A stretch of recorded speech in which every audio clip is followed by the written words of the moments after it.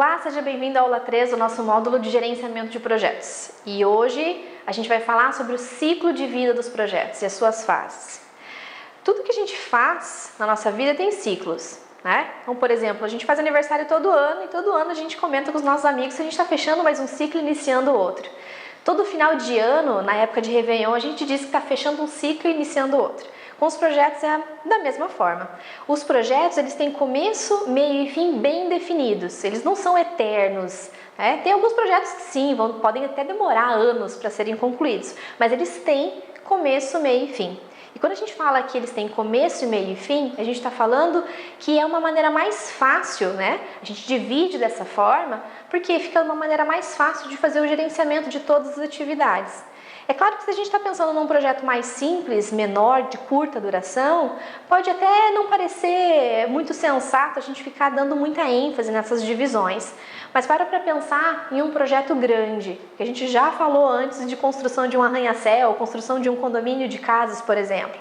Pensa que esse projeto ele é longo, ele vai envolver muitas pessoas, ele vai envolver vários custos diferentes, vários fornecedores diferentes, várias etapas de entregas diferentes, enfim, se a gente for parar para discutir aqui quais são todas as ações que a gente precisa num projeto maior, a gente vai ficar falando por muito tempo. Mas a questão é, a gente faz essa divisão de fases e de processos, né? Esse ciclo de vida do projeto para ficar mais fácil o gerenciamento dele. Então, quando a gente fala que tem alguns processos para seguir, essas fases, a gente está falando que a gente pode dividir em 5 fases principais.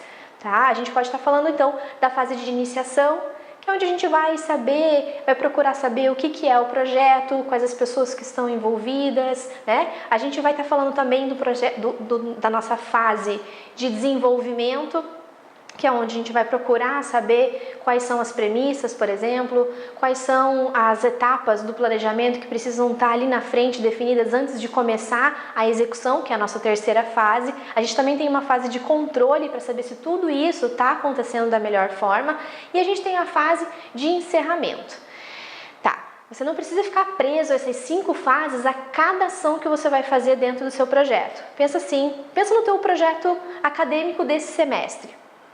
O que você tem que entregar é algo que você precisa pensar, saber qual é o conceito que você quer entregar, saber quais são os benefícios, saber qual é o propósito. Aí você vai parar para pensar junto com seus colegas quais são todas as atividades que vocês precisam executar para esse projeto ser entregue. Aí vocês vão realizar todas essas atividades, vocês vão dar um fechamento e entregar o projeto, não é? Então, essas 5 fases, elas podem estar camufladas de outras coisas, com outros nomes, mas elas sempre vão estar presentes, ok? Vamos parar para pensar agora no seu último projeto acadêmico. Você consegue identificar quais são as 5 fases, essas 5 fases no seu último projeto? Ou até mesmo uma coisa mais simples. Você está fazendo comida, pode ser miojo ou pode ser uma comida gourmet, não importa. Você consegue identificar essas 5 fases na hora de você preparar um prato? Preparar a sua refeição?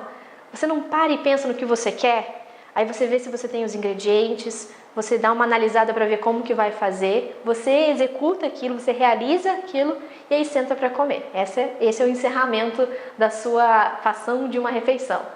Então tudo que a gente faz pode sim ser encarado como projeto e tudo que a gente faz pode sim ser dividido nessas 5 fases. Isso fica mais fácil para a gente entender na hora de colocar isso em prática nos nossos projetos profissionais, por exemplo. A ideia aqui dessa aula é fazer com que para você fique mais claro essas 5 fases e que sim, todos os projetos eles têm começo, meio e fim definidos e que isso nos ajuda a conseguir olhar de uma forma mais geral qual é a melhor forma de gerenciar tudo isso, de gerenciar todas as pessoas envolvidas, todas as ações, todos os resultados, todo o custo e o tempo que vai demorar para tudo isso ser executado, ok? Então, leia mais sobre isso, não fique preso a só o que você lê na sua apostila e o que você está vendo nesse vídeo. Procure mais fontes para você saber quais são outros exemplos, por exemplo, dessas 5 fases nos projetos. Isso pode esclarecer algumas dúvidas que você pode ter, mas também abrir um pouquinho mais a sua mente de como é gerenciar um projeto e por que ele tem início, meio e fim bem definidos. É isso que eu tinha para falar para você nessa aula, nos vemos na próxima!